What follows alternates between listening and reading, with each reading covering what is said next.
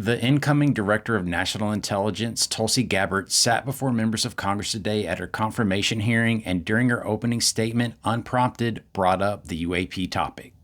In my meetings that I've had with many of you, you expressed bipartisan frustration about recent intelligence failures as well as the lack of responsiveness to your requests for information. Whether it's the surprise October 7th Hamas terrorist attack,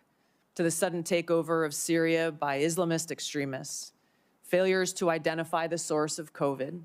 anomalous health incidents, UAPs, drones, and more. That statement leads me to believe that enough members of Congress have approached Tulsi and voiced their frustrations with the transparency around the UFO topic that it got her attention. And I think it's reasonable to assume that the former Director of National Intelligence at the end of Trump's first presidency, John Ratcliffe, who said many eye-opening statements about UAPs in the news, has had some very interesting conversations with Tulsi. But it gets better because later in the hearing, she brings up the need for congressional oversight over any program that the DoD is involved with. This, of course, reminds me of the unacknowledged special access program called Immaculate Constellation that Michael Schellenberger discussed before Congress, where he claimed that this hidden UAP program was operating without congressional oversight, which is a violation of Article 1 of the United States Constitution. An Immaculate Constellation came to the light because of a whistleblower that Tulsi is vowing to protect. I would like to state a few other actions I would take if confirmed as Director of National Intelligence